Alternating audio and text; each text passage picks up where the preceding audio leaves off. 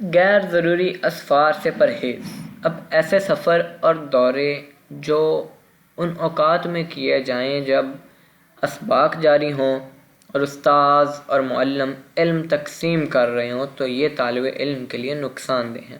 اسباق کے ساتھ ساتھ وہ اس کی فکر اور نظر کو بھی نقصان پہنچائیں گے۔ امام زرنوجی رحمۃ اللہ تعالیٰ علیہ فرماتے ہیں کہ طالب علم ایک شہر سے دوسرے شہر کی طرف بغیر ضرورت کے نہ جائے۔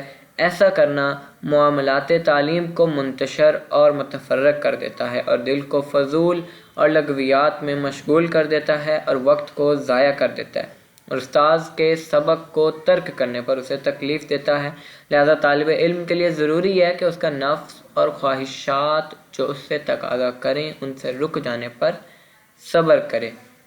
پھر اگلی چیز حصول علم کے لیے جو بہت اور میں سمجھتا ہوں سب سے ضروری چیز علامہ صاحب نے لکھی ہے وہ تقوی اختیار کرنا ہے۔ حصول علم کے لیے تقوی اختیار کرنا انتہائی ضروری ہے۔ اکثر اوقات زمانہ طالب علمی میں تقوی اور پرہیزگاری اور عمل و ورع کی طرف توجہ مائل نہیں ہوتی۔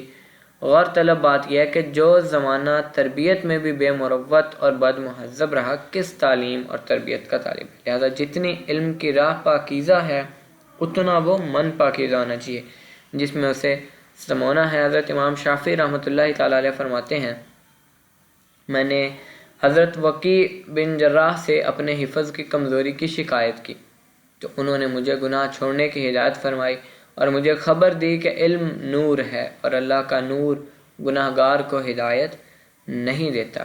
اب اگلی بات غور طلب یہ ہے کہ امام شافعی رحمۃ اللہ تعالیٰ علیہ کے علم و کمال کا عالم تو یہ تھا کہ آپ اپنی 15 سال کی عمر میں فتویٰ دیا کرتے تھے، تو پھر حصول علم کا زمانہ تو اس سے پہلے کا ہے، 15 سال سے بھی پہلے کا ہے۔ جس وقت انہیں باتیں بھول جایا کرتی تھی وہ تو گناہوں کی عمر ہی نہیں، کیونکہ 15 سال تو بلوغت کی عمر ہے اور بالغ ہونے سے پہلے تو گناہوں کا شمار ہی نہیں کیا جاتا۔ جائے کہ گناہوں کی وجہ سے باتیں بھولنے لگے اور جو شخص اتنا ذہین کامل اور قرآن و حدیث میں ماہر ہو کہ فتویٰ دینے کی صلاحیت بھی رکھتے ہو، کیا گناہ کر سکتا ہے؟ یا گناہ گار کو اتنا نور کیسے دے دیا گیا کہ چھوٹی عمر میں ہی فتویٰ دینے میں ماہر ہو جائے؟ بس جسے گناہ کہا گیا ہے وہ کچھ بچوں جیسی حرکات ہوں گی، خلاف اولا باتیں ہوں گی، یا پھر ذہن اور خیال وہ بچپن کی وجہ سے لہو و لعب کی طرف مائل ہوں گے جسے وہ لوگ گناہ شمار کرتے ہیں اور علم کے لیے رکاوٹ تصور کرتے ہیں۔ ہمارے اسلاف کی نظر میں چھوٹی باتیں چھوٹی نہیں بلکہ بڑی شمار ہوا کرتی تھی۔ حضرت انس بن مالک رضی اللہ تعالیٰ عنہ فرماتے ہیں کہ تم لوگ بعض ایسے کام کرتے ہو جن کی اہمیت تمہاری نظر میں ایک بال سے بھی کم ہوتی ہے، لیکن ہم ان کو رسول اللہ کے زمانے میں ہلاک کر دینے والے کاموں میں سے شمار کیا کرتے تھے۔ اور امام احمد بن حنبل رحمۃ اللہ تعالیٰ علیہ کے پاس ان سے حصول علم کے لیے ایک طالب علم حاضر ہوا۔ آپ نے رات کو سوتے وقت اس کے سرانے کے ساتھ کسی برتن میں پانی بھر کے رکھ دیا۔ اب صبح کے وقت جب اٹھ کر تشریف لائے تو دیکھا کہ وہ پانی اسی طرح سے پڑا تھا۔